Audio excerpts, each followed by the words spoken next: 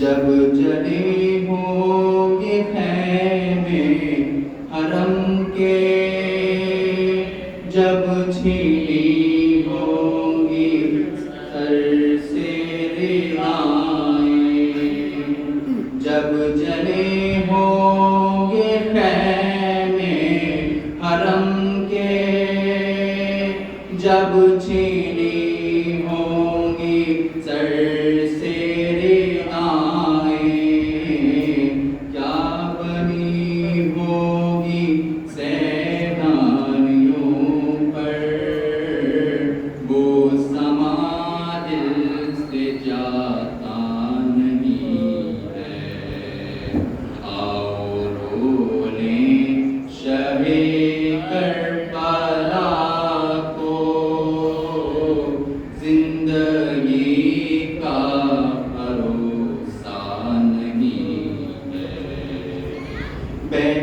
تعظیم اٹھو اے اکبر، پردہ داری کرو میرے دل پر، بہر تعظیم اٹھو اے اکبر، پردہ داری کرو میرے دل پر، آ رہی ہے سواری کی جس کا کوئی سہارا نہیں ہے، آؤ بولیں شہ کربلا کو، زندگی کا بھروسہ نہیں ہے، کربلا میں جو جائے گی زینب، کیا بتائے گی بھائی کو زینب، کربلا میں جو جائے گی زینب، کیا بتائے گی بھائی کو زینب، چھٹ کے زندان سے جو آ رہے ہیں، ان میں پیاری سکینہ نہیں ہے، آؤ رولیں شہ کربلا کو، زندگی کا بھروسہ نہیں ہے، جب مدینے میں جائے گی زینب، کیا بتائے گی سغرا کو زینب، جب مدینے میں جائے گی زینب، کیا بتائے گی سغرا کو زینب، وہ نشان رسن بازوؤں پر، یہ اب تک بھی چھوٹا نہیں ہے، آؤ رولیں شہ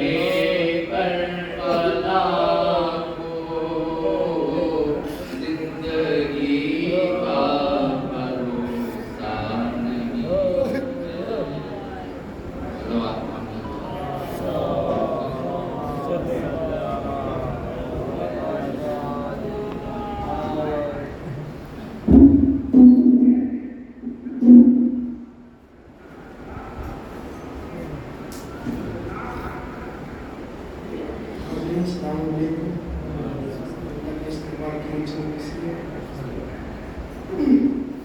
اے رہبر ملت تیری شان بہت ہے، اے رہبر ملت تیری شان بہت ہے، امریکہ تیرے دم سے پریشان بہت ہے. اے رہبر ملت تیری شان بہت ہے، امریکہ تیرے ڈر سے پریشان بہت ہے. تو ایران نے امریکہ کو یہ سوچ کے چھوڑا بچہ ہے سدھر جائے گا شیطان بہت ہے. ایران نے امریکہ کو یہ سوچ کے چھوڑا بچہ ہے سدھر جائے گا شیطان بہت ہے. صلوات پڑھے گا محمد والے محمد پر.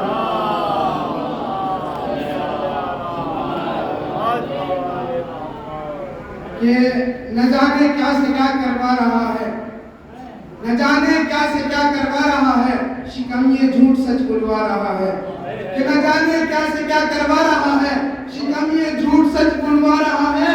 اور خلاف مجتہد بولے گا وہی جو امریکہ کی روٹی کھا رہا ہے. خلاف مجتہد بولے گا وہی جو امریکہ کی روٹی کھا رہا ہے. اور ملک امریکہ یہی تو سوچ کے حیران ہے، ملک امریکہ یہی تو سوچ کے حیران ہے، ہم حسینی کے دلوں کی سیستانی جان ہے. کہ ملک امریکہ یہی تو سوچ کے حیران ہے، ہم حسینی کے دلوں کی سیستانی جان ہے. تو اسلحوں کے ساتھ دہشت گرد ہو جائیں گے خاک. نعرہ حیدر ہماری جنگ کا سامان ہے، نعرہ حیدر ہماری جنگ کا سامان ہے. اور یہ شعر دیکھ لیجئے گا کہ ہر حسینی کو عمل میں آگے آنا چاہیے، ہر حسینی کو عمل میں آگے آنا چاہیے، جو زبان سے کہہ دیا کر کے دکھانا چاہیے. کہ ہر حسینی کو عمل میں آگے آنا چاہیے، جو زبان سے کہہ دیا کر کے دکھانا چاہیے. رایت میں خون اتنا تو بہانا چاہیے، کم سے کم قاتل کا خنجر ڈوب جانا چاہیے. رایت میں خون اتنا تو بہانا چاہیے، کم سے کم قاتل کا خنجر ڈوب جانا چاہیے. تو جرت اصغر نے اصغر سے کہا اتنا ہنسو، بھلبلا روتا ہوا مقتل سے جانا چاہیے. جرت اصغر نے اصغر سے کہا اتنا ہنسو، بھلبلا روتا ہوا مقتل سے جانا چاہیے. اور کربلا کی زمین امام حسین نے کس لیے خریدی تھی، اس شعر میں ملاحظہ کرے گا کہ یوں خریدی تھی زمین کربلا شبیر نے، یوں خریدی تھی زمین کربلا شبیر نے، مستقل انسانیت کو ایک ٹھکانا چاہیے. یوں خریدی تھی زمین کربلا شبیر نے، مستقل انسانیت کو ایک ٹھکانا چاہیے. کہ شیر خدا کے لہجے میں شیرانہ خطبہ زینب کا، شیر خدا کے لہجے میں شیرانہ خطبہ زینب کا، دو دھاری تلوار ہو جیسے ایک ایک جملہ زینب کا. کہ شیر خدا کے لہجے میں شیرانہ خطبہ زینب کا، دو دھاری تلوار ہو جیسے ایک ایک جملہ زینب کا. تو قاتل کے آنگن میں خطبوں کی ایسی بوچھار ہوئی، قاتل کے آنگن میں ایسی خطبوں کی بوچھار ہوئی، کوئی بھی ظالم روک نہ پایا ایک بھی حملہ زینب کا، کوئی بھی ظالم روک نہ پایا ایک بھی حملہ زینب کا. آئیے نیوزوں کے زیر سایہ میں دعوت سمندو حجت الاسلام والمسلمین علی جناب مولانا محمد حافظ زید صاحب قبلہ سے وہ منبر پر تشریف لائیں اور اپنے بہترین بیان سے مومنین کے قلوب کو منور فرمائیں. آپ ان کے استقبال کے لیے بآواز بلند صلوات کریں.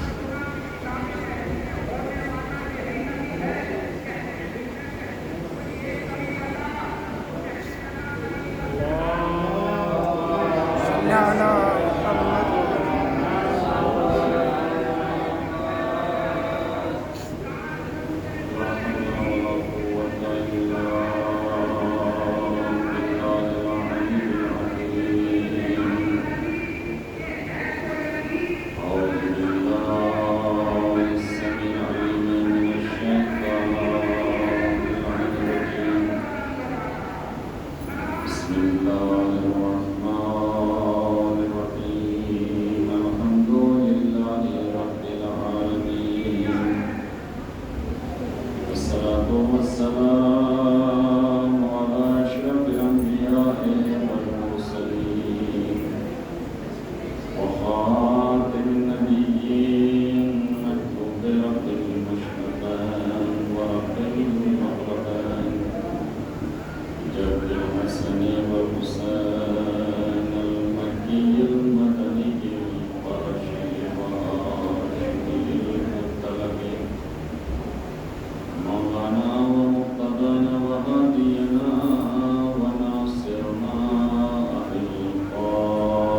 مسلم محمد اللهم صل على محمد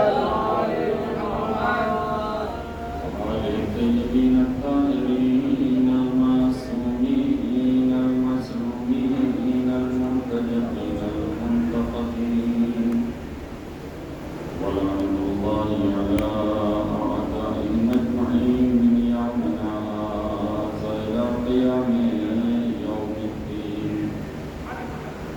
أما بعد فقد قال الله تبارك وتعالى في كتابه الكريم بسم الله الرحمن الرحيم هو الذي أرسل رسوله بالهدى ودين الحق ليظهره على الدين كله ولو كره المشركون. صلى الله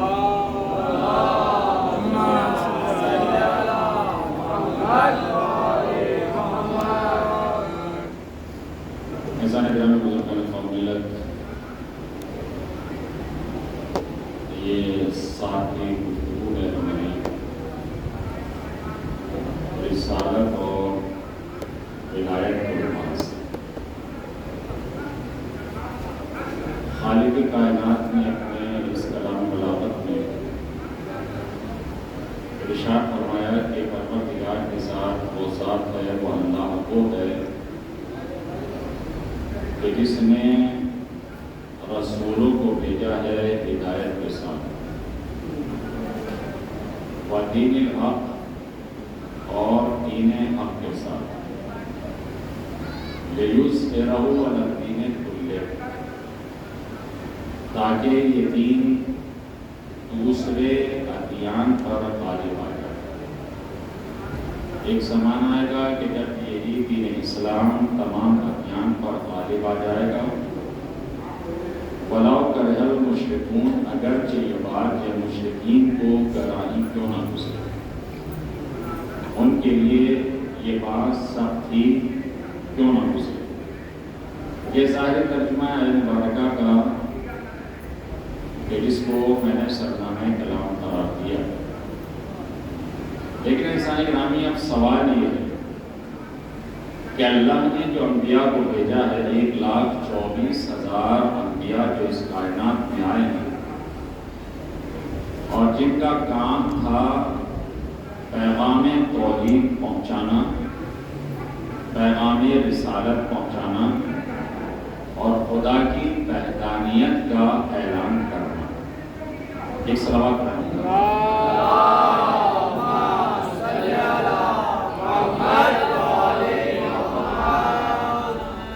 یہ بچوں یہ موبائل دے میں رکھو، گھر جا کے چلانے، اتنی بڑی بزنس نہیں ہے تمہاری کے بیٹھ کے یہاں موبائل دے۔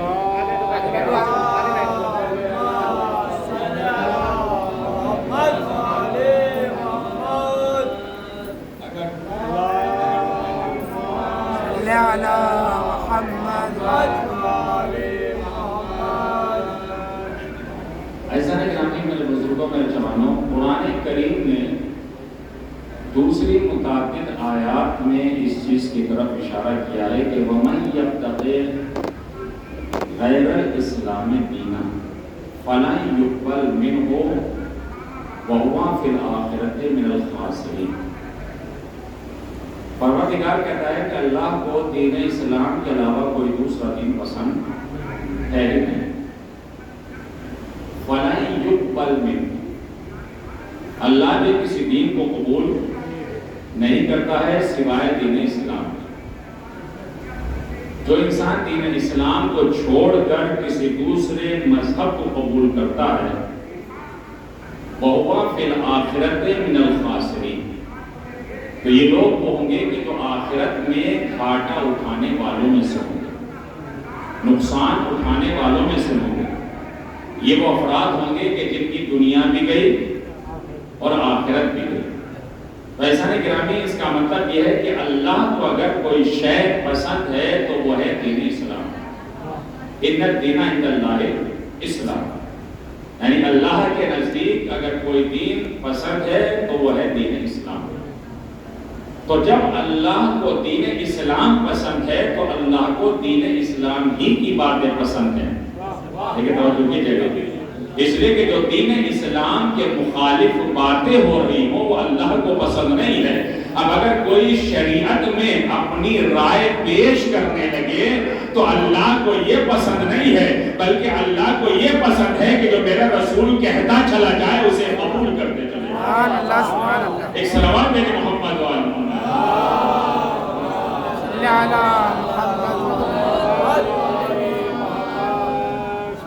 اب قرآن کہتا ہے مَا آتَاكُمُ الرَّسُولُ فَخُذُوهُ۔ اللہ کہتا ہے کہ رسول جو تمہیں دیں اسے لے لو، جو تمہیں دیں اسے لے لو۔ اب انسان اس میں تخصیص نہیں کر سکتا ہے کہ فلاں چیز میری مرضی کے خلاف ہے لہذا میں نہیں لوں گا، بلکہ پیغمبر اکرم جو بھی تمہیں دیں، اس لیے کہ اللہ کا نبی جو بھی عطا کرے گا وہ پروردگار کی مرضی سے عطا کرے گا، بغیر اس کی مرضی کے عطا نہیں کرے گا۔ تو اب قرآن کہتا ہے کہ جو تمہیں رسول دیں اسے لے لو۔ اب دیکھنا یہ ہے کہ رسول کس کے لیے سواری بنے ہیں، رسول نے اپنے کاندھوں پہ کسے سوار کیا ہے، رسول نے کسے میدان غدیر میں اپنے ہاتھوں پہ بلند کیا ہے۔ تو اس کا مطلب یہ ہے کہ پیغمبر اکرم جو عمل انجام دے رہے ہیں وہ اپنی مرضی سے انجام نہیں دے رہے ہیں بلکہ اللہ کی مرضی سے انجام دے رہے ہیں۔ اب تمہارا وظیفہ یہ ہے کہ اگر تم حقیقی رسول کے چاہنے والے ہو تو رسول کے کہنے پہ عمل کرتے چلے جاؤ، اللہ بھی راضی ہو جائے گا، نبی بھی راضی ہو جائے گا۔ ایک صلوات دے محمد و آل محمد۔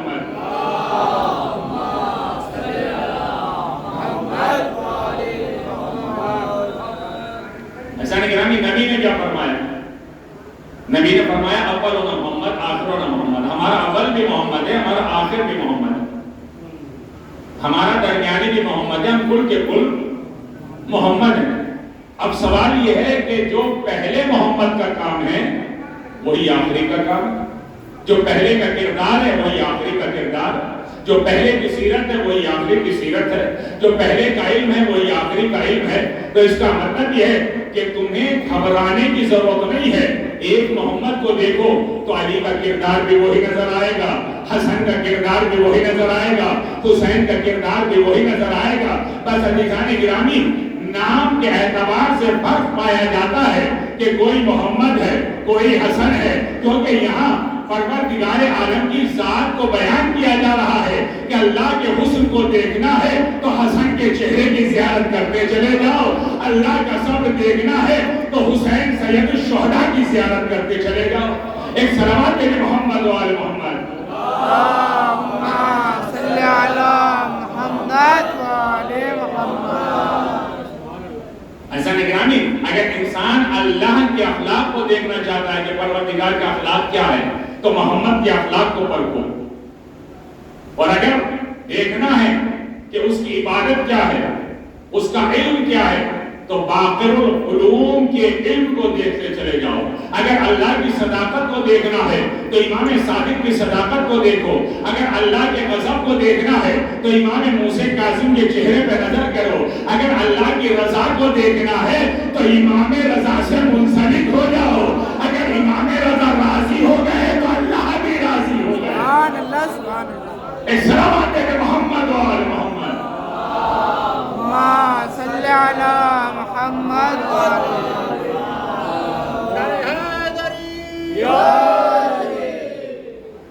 ایسا نگرامی میرے بزرگوں میرے جوان،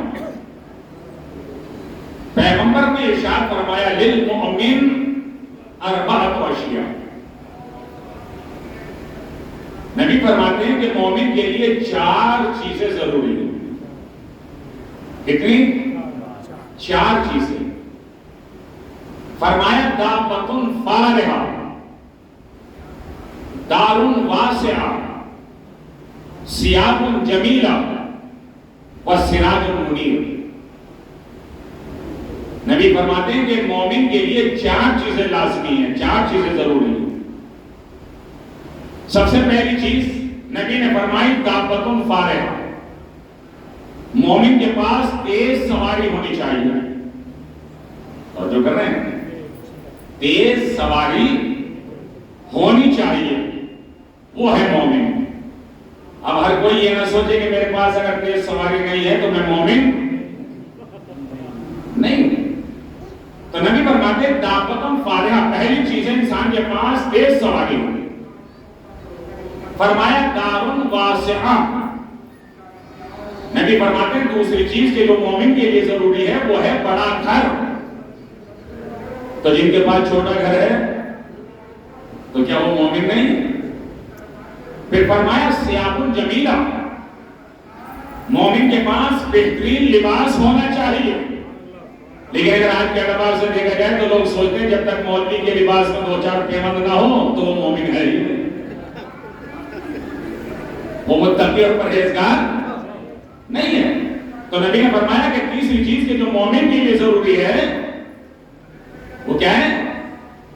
بہترین لباس. پھر فرمایا چوتھی چیز وہ سراج المنیر. چوتھی چیز کی جو مومن کے لیے ضروری ہے وہ ہے بہترین چراغ، بہترین روشنی دینے والا چراغ. اب چراغ کے چکر میں علاؤدین والے چراغ نہ ڈھونڈیے گا اور جو کر رہے ہیں. تو نبی نے فرمایا کہ چوتھی چیز کے جو مومن کے لیے ضروری ہے وہ ہے بہترین چراغ. قالوا یا رسول اللہ لیس لنا. صحابہ بیٹھے ہوئے تھے. صحابہ نے کہا یا رسول اللہ یہ جو آپ ارشاد فرما رہے ہیں کہ مومن کے لیے 4 چیزیں ضروری ہیں، لیس لنا، یہ چیزیں ہمارے پاس نہیں ہے یا رسول اللہ. نہ ہمارے پاس بہترین سواری ہے، نہ ہمارے پاس بڑا گھر ہے، نہ ہمارے پاس بہترین لباس ہے، نہ ہمارے پاس بہترین چراغ ہے. بھائی توجہ کیجیے گا. تو نبی فرماتے ہیں وَأَمَّا دَابَّةٌ فَارِحَةٌ، لیکن بہترین سواری فَعَقْلُهُ، انسان کی عقل ہے بہترین سواری. اگر انسان صاحب عقل ہے تو ہر انسان اس کا احترام کرتا ہے، اس کی عزت کرتا ہے، کیونکہ انسان اپنی عقل کے اعتبار سے پہچانا جاتا ہے کہ یہ صاحب عقل ہے کہ نہیں ہے. سبحان اللہ سبحان اللہ. تو اس کا مطلب یہ ہے کہ معاشرے اور سماج میں اسے قابل عزت سمجھا جاتا ہے کہ جو صاحب عقل ہو. اور جو انسان بے وقوف ہوتا ہے تو معاشرہ اور سماج اسے بے وقوف اور بناتا چلا جاتا ہے. بس عزیزان گرامی ایک بات سمجھ میں آ گئی تو سب سے بہترین سواری ہے انسان کی عقل. انسان کی عقل بہترین سواری ہے.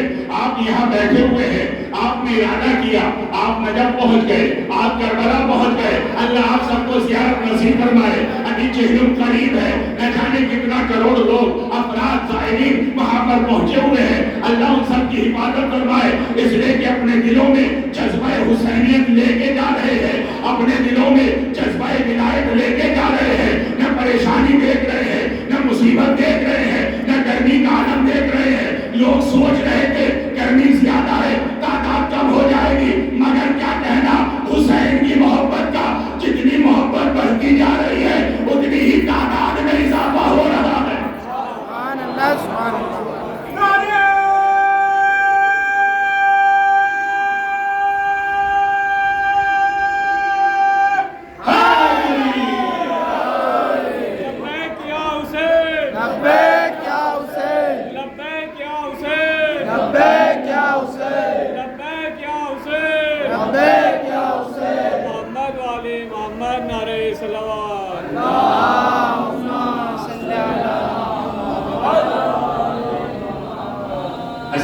آپ بیٹھے یہاں فرش اضافے ہیں، آپ نے تصور کیا میں کربلا ہوں.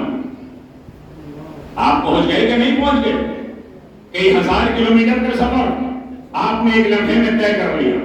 توجہ کریں، دیکھیں شریعت نے بھی بے وقوف پہ احکام شریعت واجب نہیں کیے.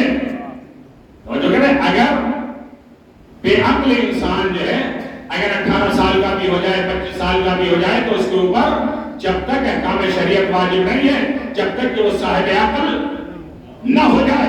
تو اس کا مطلب یہ ہے کہ شریعت نے بھی اجازت دے رکھی ہے کہ جو انسان بے وقوف ہے، جو بے عقل ہے، اسے مت چھیڑو، اس سے کوئی کام نہ لو. اس لیے کہ ساری شریعت کے احکام صاحب عقل کے اوپر واجب ہے. بس عزیزان گرامی اندازہ لگائیے جب ہم جیسے صاحب عقل رکھنے والے ایک لمحے میں ہزاروں کلومیٹر کا سفر طے کر لیتے ہیں تو علی کو عقل کل ہے۔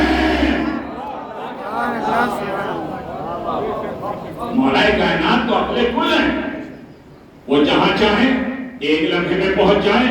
ادھر آپ نے کہا یا علی مدد، ادھر مولا پہنچ گئے، ادھر گرنے والا پکارتا ہے یا علی مدد، مولا پہنچ جاتے ہیں۔ یہ سب کیا ہے؟ تو نبی نے فرمایا دابۃ فارحہ فعقلہ، سب سے تیز سواری انسان کی عقل ہے۔ جتنا انسان عقل کے اعتبار سے عمل کرتا چلا جائے گا اسی اعتبار سے جزا ملتی چلی جائے گا۔ اس صلوات محمد و آل محمد۔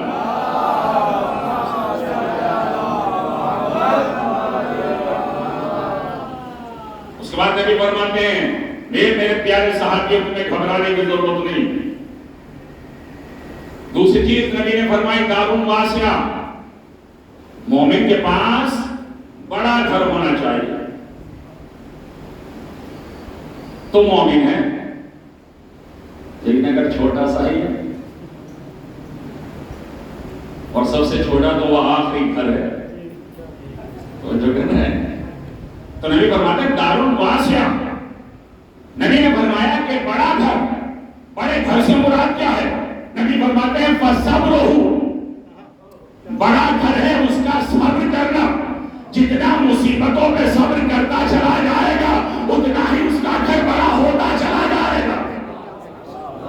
اس لیے کہ دنیاوی گھروں کو مت دیکھنا کہ کس کا کتنا بڑا گھر ہے، ارے آخرت میں دیکھنا کہ جنت میں کس کا کتنا بڑا گھر ہے۔ ایک صلوات ہے محمد و آل محمد۔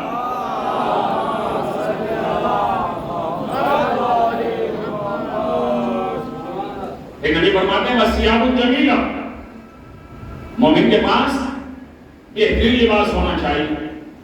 اور آج کل تو جو ہے شوق بھی ہے، کوئی 1000 روپے میٹر کا پہنتا ہے، کوئی 500 روپے میٹر کا پہنتا ہے، کوئی 2000 روپے میٹر کا پہنتا ہے، اور وہ یہ سوچتے ہیں کہ مجھ سے بڑا کوئی نہیں۔ تو بہترین لباس کا مطلب یہ نہیں کہ آپ مہنگا لباس پہنیں۔ نبی فرماتے ہیں وَثِيَابٌ جَمِيلَةٌ فَحَيَاؤُهُ، بہترین لباس اس کا حیا و شرم ہے۔ اگر اس کے پاس حیا و شرم نہیں ہے تو چاہے کتنا مہنگا لباس پہن لے اس کی کوئی قیمت نہیں ہوتی ہے، لیکن اگر حیا و شرم پائی جا رہی ہے تو چاہے کتنا سستا لباس پہن لے یہ معاشرے اور سماج میں قابل عزت بن جایا کرتا ہے۔ سبحان اللہ۔ اس کے بعد نبی فرماتے ہیں چوتھی چیز وَالسِّرَاجُ الْمُنِيرُ، مومن کے پاس بہترین چراغ ہونا چاہیے۔ اب کوئی 1000 واٹ کا لگا دے وہ بھی بہترین ہے، اور آج کل تو ویسے بھی ہوڑ چلتی ہے، اس نے 1000 واٹ کا لگایا تو وہ 2000 کا لگا، اس نے 2000 کا لگایا ہے تو مجھے 5000 کا لگانا۔ لیکن ایسا نہیں کرنا نہیں، اس روشنی کا مقصد یہ نہیں ہے، بلکہ نبی فرماتے ہیں وَالسِّرَاجُ الْمُنِيرُ، بہترین چراغ کیا ہے؟ نبی نے فرمایا بہترین چراغ ہے فَعِلْمُهُ، اس کا علم، جتنا علم بڑھتا چلا جائے گا اتنی روشنی بڑھتی چلی جائے گی۔ ایک صلوات ہے کہ محمد و آل محمد۔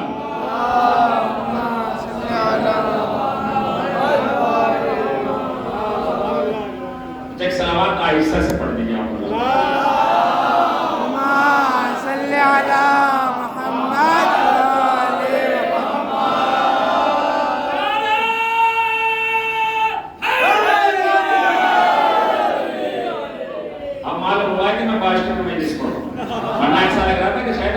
چہرے پہ اداسی سی ہے، تھکے ہوئے ہیں بہت زیادہ۔ ایک بار مجھے صلوات پڑھیں محمد و آل محمد۔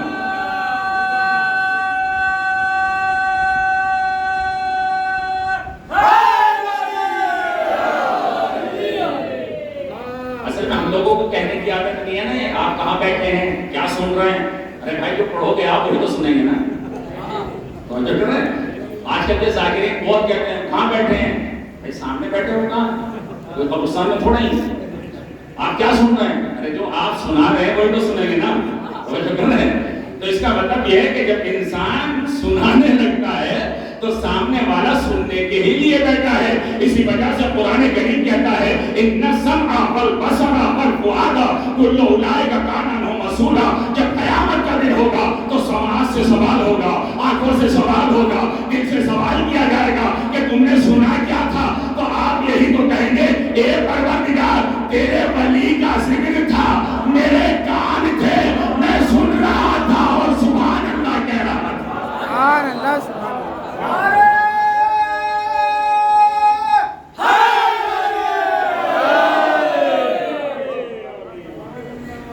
ایسا نہیں کہنا نہیں میرے بزرگوں پر جب انسان اپنی زبان سے سبحان اللہ کہتا ہے نا تو روایت میں آپ کو سنا دوں.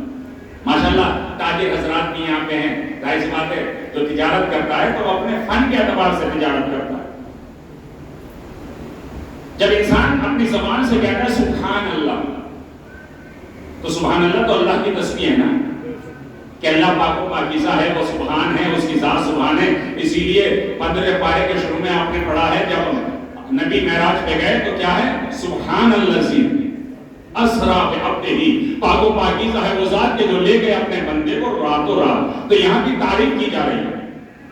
تو روایت کہتی ہے کہ جب انسان سبحان اللہ کہتا ہے تو اللہ فرشتوں سے کہتا ہے, فرشتے سے کہتا ہے کہ جا میرے اس بندے نے میری تسبیح کا ذکر کیا ہے, جا میرے اس بندے نے اپنی پاک و پاکیزہ زبان سے سبحان اللہ کہا ہے, اس کے سبحان اللہ کو لے اور لینے کے بعد اس سے ایک پرندہ خلق کر دے, ایک پرندہ پیدا کر دے اور اسے قیامت تک کے لیے آزاد چھوڑ دے کہ تاکہ وہ پرندہ سبحان اللہ کہنے والے کے لیے قیامت تک استغفار کرتا رہے, اس کے لیے توبہ کرتا رہے. بس عزیزان گرامی تجارت کا طریقہ میں نے آپ کو بتا دیا ہے کہ تجارت کیسے کی جاتی ہے, عمل کرنا آپ کا کام ہے. آپ سبحان اللہ کہیں گے تو اللہ اس سے ایک پرندہ پیدا کرے گا جو قیامت تک کے لیے تمہارے لیے استغفار کرتا رہے گا, تمہارے لیے توبہ کرتا رہے گا.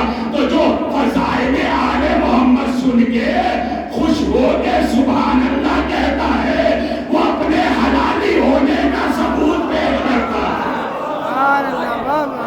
ایک سلام بیٹے محمد بول.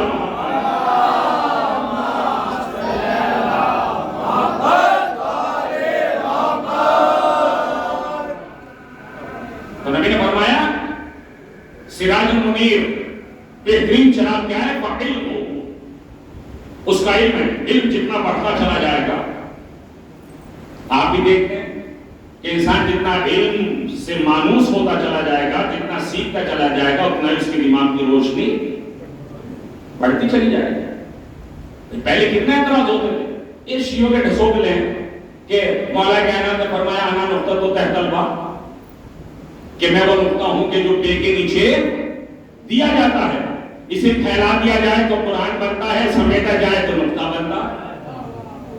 لوگ اعتراض کر رہے تھے کیسے ہو جائے گا, ایک نقطے میں قرآن کیسے سمجھ جائے گا, ایک نقطے میں 6666 آیتیں کیسے آ جائیں گی. آج سب کی سمجھ میں آ گئی. جب کمپیوٹر میں ایک نقطہ نکلتا ہے, آپ نے نقطے پہ کلک کی, ہزاروں کتابیں نکلتی چلی جاتی ہے. آج دنیا کہہ رہی ہے بھائی کمپیوٹر کیسا ہے, ایک نقطے میں ہزاروں کتابیں آ جاتی ہیں. ارے بے وقوف انسان, جب ایک نقطے میں 6666 آیتیں کے لیے کہا گیا تو تو نے کہہ دیا کیسا ہو نہیں سکتا, اس لیے کہ علی تو کائنات کا امام ہے, اسے پھیلا دیا جائے تو قرآن بنتا ہے, سمیٹا جائے تو نقطہ بنتا ہے.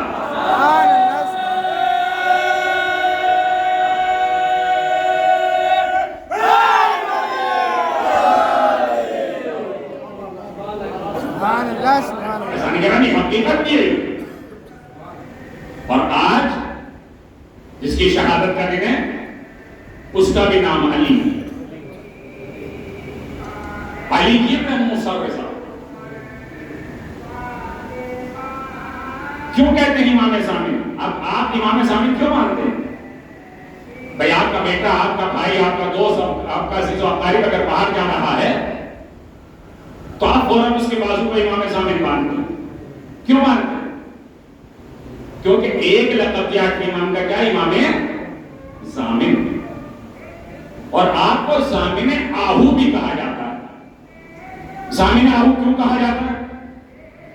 جب ایک شکاری نے شکار کیا ایک ہرنی کے بچے کا، ایک ہرنی کیا، اور کرنے کے بعد اس نے اسے جال میں قید کر لیا، تو امام گزر رہے تھے۔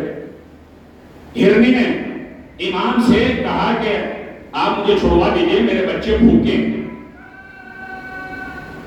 امام نے اس سے شکاری سے آنے کے بعد کہا کہ اسے کچھ لمحے کے لیے چھوڑ دے یا اپنے بچوں کو دودھ پلائے، اس کے بعد یہ آ جائے۔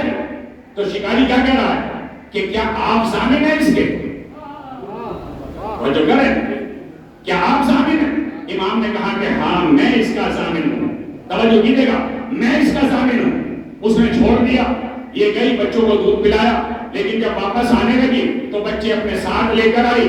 اب جو شکاری نے دیکھا کہا مولا میں نے اسے آزاد کر دیا، میں نے اسے آزاد کر دیا۔ بس عزیزان گرامی، امام نے ایک بات بتا دی کہ دیکھو جب ہم کسی کی ضمانت لیتے ہیں، چاہے دنیا کا مسئلہ ہو یا آخرت کا مسئلہ ہو، ایک صلوات ہے کہ محمد و آل محمد۔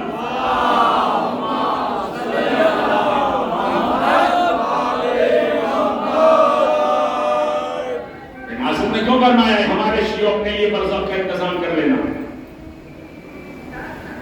محشر میں تو ہم تمہاری شفاعت کر ہی لیں گے۔ اچھا جب قیامت کا دن ہوگا، اب تو شیعہ یہ کہتے ہیں کہ مولانا نے تو وعدہ کر لیا ہے کہ ہم شفاعت کر لیں گے، تو مولانا یہ تھوڑے کہا کہ تم گناہوں میں ملوث ہو جاؤ، مولانا نے یہ تھوڑے کہا کہ تم ظلم اور تعدی کرو، مولانا نے یہ تھوڑے کہا کہ تم معصیت میں گرفتار ہو جاؤ، مولانا نے پہلے یہ کہا کہ تم اپنے لیے برزخ کا انتظام کر لو، اگر تم برزخ سے نکل گئے تو ہم شفاعت کر لیں گے۔ تو پہلے برزخ کا مسئلہ حل کرنا ہے، اور برزخ میں اگر کوئی شے کام آنے والی ہے تو وہ اہل بیت کی محبت ہے۔ اگر اہل بیت کی محبت ہے تو برزخ سے نجات مل جائے گی، اگر اہل بیت کی محبت نہیں ہے تو برزخ میں ہی پڑے رہو گا۔ ایسا نہیں گرامی، 8ویں امام جب آپ مدینے سے آئے ہیں، جو حضرات نیشاپور گئے ہیں اور جنہوں نے زیارت کی ہے، اللہ ان کی زیارت کو قبول فرمائے، اور جو زیارت میں نہیں جا پائے اللہ ان کو بھی زیارت نصیب فرمائے۔ نیشاپور میں آپ جائیں گے تو وہاں پہ 8ویں امام کے قدم کا نشان ہے، جو گئے انہوں نے زیارت کی، اور برابر میں ایک چشمہ جاری ہے، آج تک وہ چشمہ جاری ہے۔ کتنے برس ہو گئے بھائی؟ 1400 سال سے آج تک اس سے پانی نکل رہا ہے۔ یہ ایک زندہ ثبوت ہے، زندہ معجزہ ہے امام کی کرامت کا۔ اور جس پتھر پہ امام نے بیٹھ کے وضو کیا تھا، آج بھی اس پتھر کے اوپر نشان قدم ہے۔ تو اس پتھر نے آپ کے نشان قدم کو اپنے سینے پر لے کر قیامت تک یہ اعلان کر دیا کہ دیکھو امام کا قدم وہ ہے کہ جو پتھر پر تو نقش ہو جاتا ہے مگر زمین پہ نقش نہیں ہوتا ہے، تاکہ دنیا پہچان لے یہ عام لوگ نہیں ہے، انہیں اللہ نے ولی اللہ بنا کے بھیجا ہے۔ بھئی آپ دنیا میں تو بڑے آج کل ولی اللہ دیکھ رہے ہیں، آپ جو اجمیر چلے جائیے ایک سے ایک نظر آ رہا، اور جھٹکا دیا اور جے وزن سامنے جو ہے بادام نظر آ گئے، کاجو نظر آ گئے، یہ سب کیا ہے؟ آنکھوں کا پھیر ہے۔ اس لیے کہ اگر حقیقی ولی اللہ ہے تو وہ ہمیشہ اللہ کی عبادت میں مصروف رہتا ہے، اس کے دل میں خوف الہی رہتا ہے، وہ لوگوں کے لیے نمائش کرتا نہیں پھرتا ہے۔ بس عزیزان گرامی، اہل بیت اطہار علیہ السلام کبھی کسی کے دروازے پہ مانگنے نہیں گئے، مگر جب ان کے دروازے پہ کوئی آیا ہے تو کوئی خالی ہاتھ واپس نہیں گیا، اپنا آئے جب بھی ملا، غیر آئے جب بھی میسر کیا گیا، کوئی ان کے در سے خالی نہیں جاتا۔ جب کچھ لوگ آئے کوفے سے، اور آنے کے بعد جب امام کو جو ہے فوج کا کمانڈر بنا دیا گیا، 8ویں امام کو، تو لوگوں نے سوچا کہ اب تو امام کے ہاتھ میں سب کچھ ہے۔ ہوتا بھی یہ کہ انسان جو ہے وہ سوچتا ہے کہ کھڑا صاحب ہمارے بھائی جو ہیں اسٹینڈ کمشنر بن گئے، اب تو جو چاہے وہ کرا لیں، لیکن سوچنے سے پہلے یہ بھی سوچو کہ اس کی کہاں تک پہنچ ہے، اس کا اختیار کہاں تک ہے۔ شیعوں نے سوچا تو امام کے ہاتھ میں سب کچھ ہے، آئے کوفے سے، آنے کے بعد کہلوایا، اور کہلوانے کے بعد کیا کہا کہ مولا سے کہہ دیجئے گا کہ آپ کے جد کے شیعہ آئے، ہم آپ سے ملاقات چاہتے ہیں۔ آنے کے بعد پیغام پہنچایا، امام نے فرمایا ابھی ان سے کہہ دو کہ میرے پاس وقت نہیں۔ یہ دوسرے دن، تیسرے دن، ہر 10ویں دن، 15ویں دن امام یہی کہہ دیتے کہ ابھی میرے پاس وقت نہیں ہے، جہاں یہ کہتے کہ ہم آپ کے جد کے شیعہ ہیں، ہم آپ سے ملاقات کرنا چاہتے ہیں۔ دیکھیں توجہ کیجیے گا، جب مہینہ گزر گیا، 2 مہینے گزر گئے، تو انہوں نے کہلوایا کہ مولا ہم سے آخر کیا خطا ہو گئی کہ آپ ہم سے ملاقات نہیں کر رہے ہیں،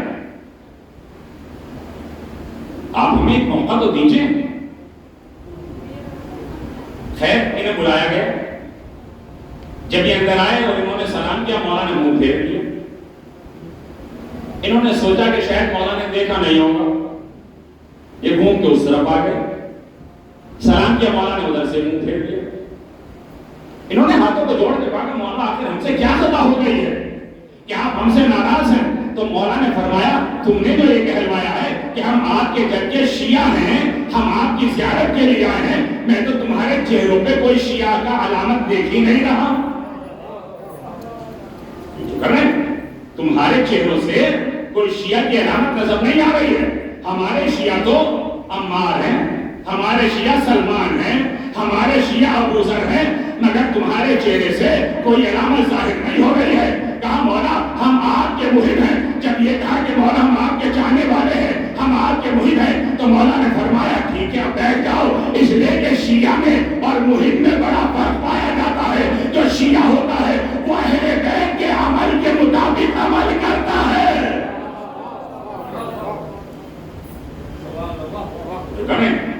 لیکن اگر ہم اپنے کو شیعہ اہل بیت بھی گئے اور ہمارا عمل جو ہے وہ سفیان والا ہو،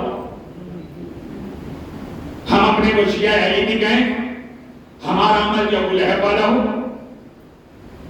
جو کریں تو کیسے ہو جائے گا؟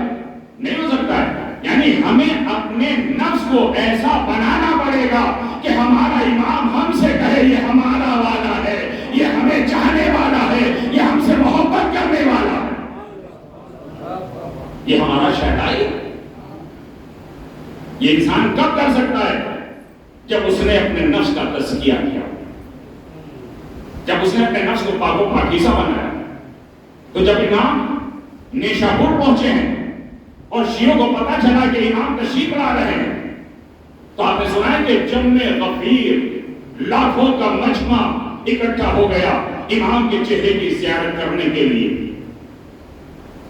اور جب راوی اکٹھا ہوئے ہیں تو اس حدیث کو سلسلہ الذہب کہا جاتا ہے، یعنی یہ حدیث سونے سے لکھنے کے لائق ہے۔ تو امام نے فرمایا کہ کلمۃ لا الہ الا اللہ حصنی فمن دخل حصنی امن من عذابی، کہتے ہیں کہ لا الہ الا اللہ ایسا کلمہ ہے کہ جو اس میں داخل ہو گیا وہ عذاب الہی سے محفوظ ہو گیا۔ تو اس کا مطلب یہ اگر کسی نے اہل بیت کی ولایت کو قبول کر لیا اس کی دنیا بھی سنور جاتی ہے، آخرت بھی سنور جاتی ہے۔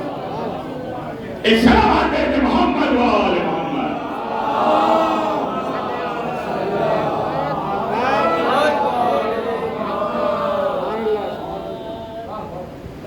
دنیا تو چاہتی تھی کہ معاذ اللہ ہر امام کو ذلیل کر دیں۔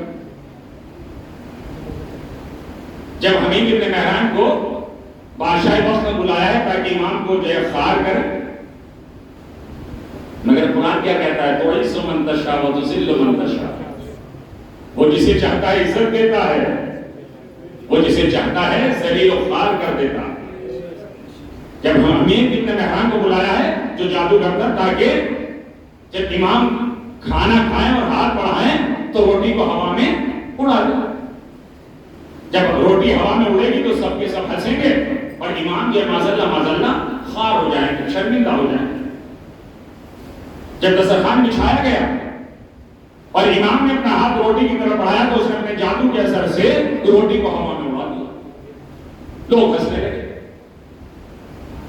پھر دوبارہ اس نے ایسا ہی کیا، امام نے برداشت کیا۔ جب تیسری مرتبہ اس نے ایسا کیا تو قالین پر شیر بنے ہوئے تھے، توجہ کر رہے ہیں؟ اب آیا نا سمجھ میں کہ اِنَّا نَحْنُ نُحْيِي الْمَوْتَىٰ، قرآن کہتا ہے کہ ہم ہیں مردوں کو زندگی دینے والے، تو اللہ تو آ کے بتا نہیں سکتا کہ ہم زندہ کیسے کریں گے، تو امام نے شیروں کو آواز دے کے بتا دیا کہ ہم زندگی بھی دے سکتے ہیں، ہم موت بھی دے سکتے ہیں۔ بھئی اگر ان کا ڈھانچہ ہوتا، ہڈیاں ہوتی، آنکھیں ہوتی، ہاتھ پیر ہوتے تو انسان سوچ بھی سکتا ہے کہ اس میں روح ڈال دی گئی ہوگی، مگر وہ تو قالین پر بنے ہوئے شیر تھے، مجسمے تھے، مگر ان کی کیا مجال ہے کہ امام اشارہ کرے اور وہ امام کے کہنے پہ عمل نہ کرے۔ ارے شیر تصویر سے باہر نکلے، جب زندہ شیر بن گئے، امام نے حکم دیا اسے کھا لے، تو اس کو کھا لیا گیا۔ اب امام نے حکم دیا جاؤ اپنی جگہ واپس چلے جاؤ، تو اس وقت بادشاہ وقت نے کہا اے مولا ان شیروں سے کہیے کہ جادوگر کو اگل دے، تو امام نے کہا اگر موسیٰ کا عصا فرعون کے جادوگروں کے سانپوں کو اگل دیتا تو یہ بھی اگل دے۔ سبحان اللہ سبحان اللہ۔ ایک صلوات ہے کہ محمد و آل محمد، اللہم صلی علی محمد۔ حسن گرامی، میرے بزرگوں، میرے جوانوں، امام رضا علیہ السلام کہ جب آپ روزے پہ جائیں گے، جسے جنت کا نظارہ کرنا ہے وہ آئمہ اطہار کے روزوں میں چلا جائے، اسے جنت کا نظارہ نظر آ جائے۔ جسے محشر کا میدان دیکھنا ہے تو وہ روزوں میں جانے کے بعد بیٹھے، اور بیٹھنے کے بعد دیکھے کوئی ادھر رو رہا ہے، کوئی ادھر گریا کر رہا ہے، کوئی دعا پڑھ رہا ہے، کوئی مناجات کر رہا ہے۔ یہ کیا ہے؟ یہ میدان محشر کا ایک منظر ہے، اور حقیقت میں جتنا سکون انسان کو وہاں جا کر بیٹھنے میں ملتا ہے، چاہے دنیا کی دولت بھی اس کے پاس جمع کر دی جائے، اسے سکون حاصل ہونے والا نہیں۔ یہ امام کے سری کے پاس جب انسان جاتا ہے اسے سکون حاصل ہوتا ہے۔ لیکن ایسا گرامی آپ اندازہ لگائیں کہ کتنا ظلم کیا گیا آل محمد۔ روایت ہے کہ جب ایک اونٹ بوڑھا ہو گیا تو مالک جو ہے اسے ذبح کرنے کے لیے چلا، جب ذبح کرنے کے لیے چلا تو اتفاق سے وہ اونٹ اس کے ہاتھ سے چھوٹ گیا اور دوڑتا ہوا 8ویں امام کے روزے پہ پہنچا۔ یہ مالک کے پیچھے پیچھے پہنچا، اس نے دیکھا کہ اونٹ رو رہا ہے، گریا کر رہا ہے، اس کی آنکھوں سے آنسو بہہ رہے ہیں،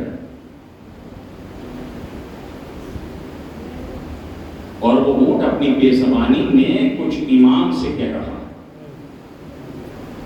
مولا جب تک میں جوان تھا تو یہ مجھ سے کام لیتا تھا، اب جب میں بوڑھا ہو گیا تو یہ مجھے ذبح کرنا چاہتا ہے۔ امام کو برداشت نہ ہوا، اس سے کہا گیا کہ اسے آزاد کر دے۔ ایک حیوان کی مصیبت امام سے برداشت نہ ہو، امام فرماتے بھائی تو اسے آزاد کر دے، لیکن میں کہوں گا مولا امام رضا آپ کو ایک حیوان کی مصیبت برداشت نہ ہوئی مگر ہائے کربلا۔ عزیز و شبر خود کہتا ہے کہ جب میں کند خنجر حسین کے گلے پہ چلانا چاہتا تھا تو حسین بار بار کہتے تھے شیر ایک بوند پانی مجھے پلا دے۔ شبر خود ناقل ہے کہتا ہے جب میں خنجر چلا رہا تھا تو کسی بی بی کے رونے کی آواز آ رہی تھی، کوئی بی آواز دے کے کہہ رہی تھی اے شمر میرے بچے نے تیرا کیا بگاڑا ہے؟ میں نے حسین کو چٹکیاں پیس پیس کر پالا ہے، اسے قطرہ پانی پلا دے، مگر شمر کہتا ہے میں نے کچھ نہ سنا۔ ارے کن خنجر حسین کے گلے پہ چلایا، فضا میں آواز گونجی الا قتل الحسین بکربلا، الا ذبح الحسین بکربلا، حسین قتل کر دیے گئے، حسین مارے گئے۔ جزاکم اللہ خیر۔ خدا کوئی غم نہ دے سوائے تمہیں مسلوم کربلا کے۔ عزیزو یہ ایام ایسا گزرتے جا رہے ہیں، آج 17 سفر ہو گئی۔ عزیزان گرامی جو رونے کا حق تھا وہ ہم ادا نہیں کر پائے۔ شیخ جعفر شوستری فرماتے ہیں کہ جب زینب نے دیکھا میرا ماں جایا گھوڑے سے گر گیا تو زینب دلائے زینب یہاں پہ گئی۔ جانے کے بعد زینب نے دیکھا کہ ہمارے ساتھ کھڑا ہے، شمر خنجر لیے ہوئے آگے بڑھا۔ زینب نے ایک مرتبہ ہاتھوں کو اٹھا کے کہا زمین کربلا اتنی بلند ہو جا کہ میں اپنے بھائی کا کٹتا گلا دیکھ لوں۔ ہائی آواز ہوا نے حسین کے کانوں میں پہنچائی۔ حسین نے زمین کربلا سے کہا اے زمین کربلا اتنی پست ہو جا کہ میری بہن میرا کٹتا گلا نہ دیکھے۔ ہائے شمر کا خنجر چلا، ارے زمین کربلا کو زلزلہ آیا، بہن اور بھائی کی بات کو رکھا۔ کبھی زمین کربلا اوپر ہوئی، ارے کبھی نیچے ہوئی۔ جب زمین کربلا اوپر ہوتی تھی ارے زینب بھائی کا ارے کٹتا گلا دیکھتی تھی، طرف کی آواز دیتی تھی اے میرے ماں جائے۔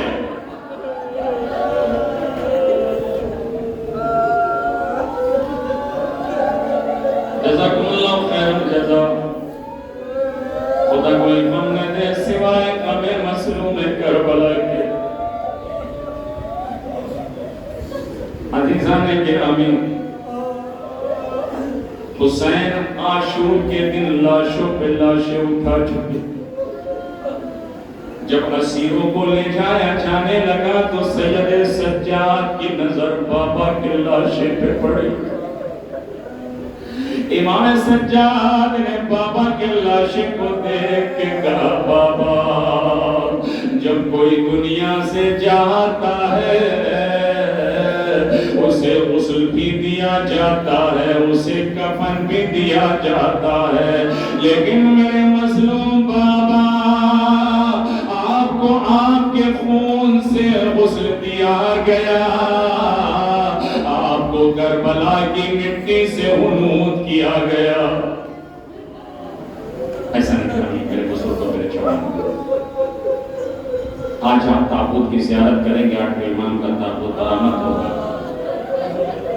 لیکن آپ اندازہ لگائیے کہ 8ویں امام نے کتنی مصیبتیں برداشت کی۔ آپ کو روایت سناتا چلوں کہ جب جناب معصومہ آئی ہے نا بھائی کی تلاش میں، ابھی چند دن گزرے تھے 8ویں امام کی شہادت کو، جب فاطمہ معصومہ میں داخل ہوئی ہے نا تو والوں نے بڑا اہتمام کیا، بڑی عزت دی، پورے والے سیاہ لباس پہنے ہوئے تھے۔ بہن کو کون بتائے کہ تمہارا بھائی دنیا سے چلا گیا؟ عزیزوں قوم کے علماء اکٹھے ہوئے، اکٹھے ہونے کے بعد بی بی کو پرسہ دینا شروع کیا. اے بی بی آپ کو آپ کے بھائی کا پرسہ، آپ کے بھائی کا جنازہ اٹھایا گیا. ارے میں کہوں گا بی بی معصوم قوم، آپ کتنی خوش نصیب ہے کہ آپ کے بھائی کی شہادت ہوئی، اور جب آپ کو میں تشریف لائی تو آپ کے چاہنے والوں نے آپ کو پرسہ دیا. مگر ہائے کربلا، ارے کسی نے امام سجاد کو پرسہ نہیں دیا، کسی نے سکینہ کے سر پہ ہاتھ نہیں رکھا. ارے جب سکینہ رونا چاہتی تھی کبھی تماشے، ارے کبھی تازیاں،